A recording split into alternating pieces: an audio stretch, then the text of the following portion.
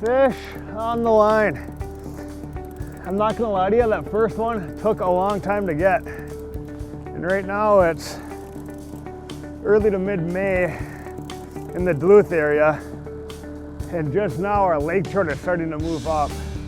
Your lake trout all winter long, your lake trout will be glued to bottom.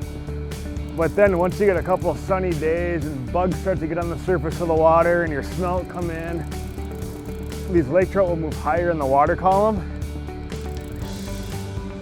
And right now is really when you can come out here and have a good day with the lake trout. We don't really anticipate too many salmon. You know, our salmon bite is best in April and early May. And then they kind of, you know, disappear a little bit, but your lake trout kind of backfill them, and you can still come out here and put a ton of fish on the board. And even with, you know, lake trout, most people kind of assume you use spoons. Early season like this, stick baits are best.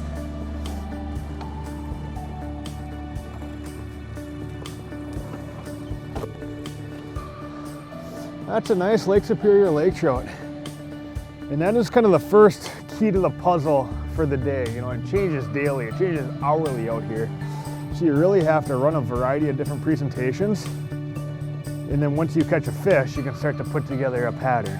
So that was on a 1.5 color, a leg car, and a silver lure. So right now we have 4 other lures that are really bright colored out, like your oranges and greens. So now, you know, I might change a couple of those over to more silver if we're gonna stay here and fish this clear water. So that's a nice lean lake trout.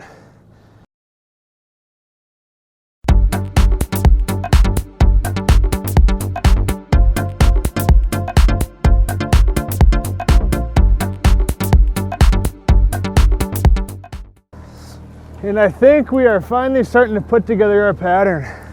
We saw a fish surface and we saw bugs on top of the water. So that makes you think that, you know, these fish are really up high eating bugs. So this is just a braid rod that I rigged up. No lead cord, no snap weights, nothing, just a silver stick bait. And as we were saying, it's all about putting together a pattern and just trying different things. It changes day to day out here. So run a variety of different lures when you first get out here. And then as you catch fish, you can kind of dial in your presentation and find out exactly what they want for the given day. And today it's going to be silver.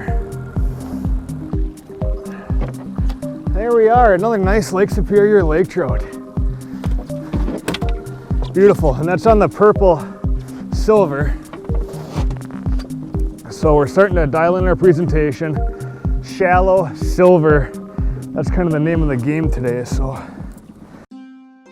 when we care about something, it shows. To help protect these things, call on the knowledge and experience of a local independent insurance agent that you know and trust. Some things we just can't afford to lose, and that is why we exist, because the worst brings out our best. Holden Insurance, Duluth and Superior.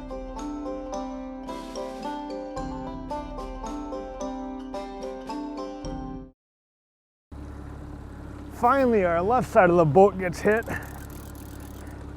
Just reeling that in and a fish came up and whacked it. Ooh, that looks like a nice salmon. Yeah, that's a beautiful coho there.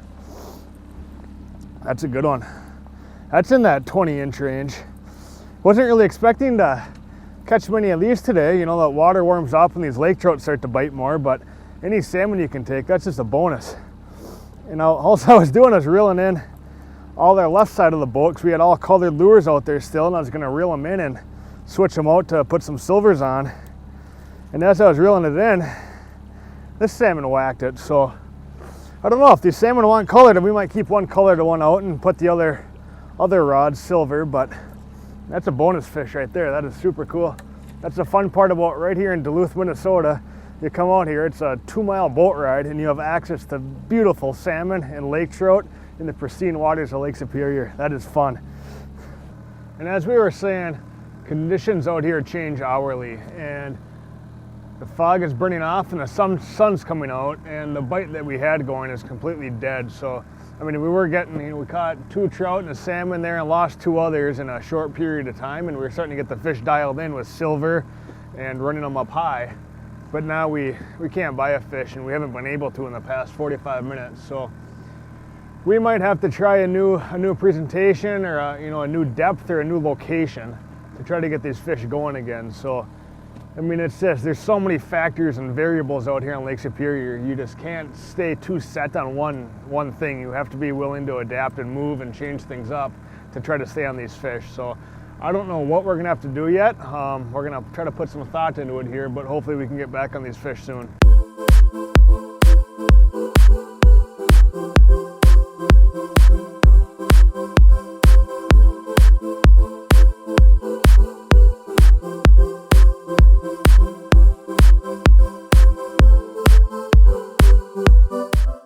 Just went for a little boat ride here, just kind of zigzagging in and out, closer to shore. And it really helps if you go between 8 and 12 miles an hour. That way you're awake, you can really see the color of the water. And what we're looking for is really clear water adjacent to some stained water. And I don't want to be in that extremely muddy stuff, but you want to find water that, you can maybe see down 5-6 feet. If you can find that water, which is situated right next to the clear water, that's going to be a good spot. And I think we found it here. So we're not really going to try to mark any fish unless, if you're a walleye fishing or smallmouth fishing, you try to mark these fish.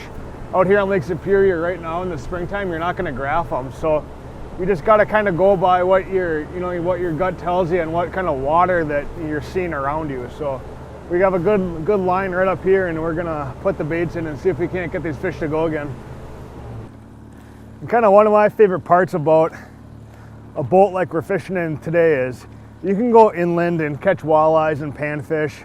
However, you can also take this boat out here on Lake Superior, and I can run it by myself when I'm reeling in a fish. We have our kicker motor going. We're using our Minn Kota and have that on autopilot just to kind of control our direction. So like even in waves and wind, I can turn around and fight a fish, and I know I'm gonna keep going straight. I can completely dial in my speed. A boat like this it's the best of both worlds for inland lake fishing and then for big water fishing, and it can handle some big waves. Just as I was running out of patience and thinking about moving to the next spot, this rod goes off. Oh, we got a nice salmon. Woohoo! Coming in hot. That's a bigger salmon too. That's awesome.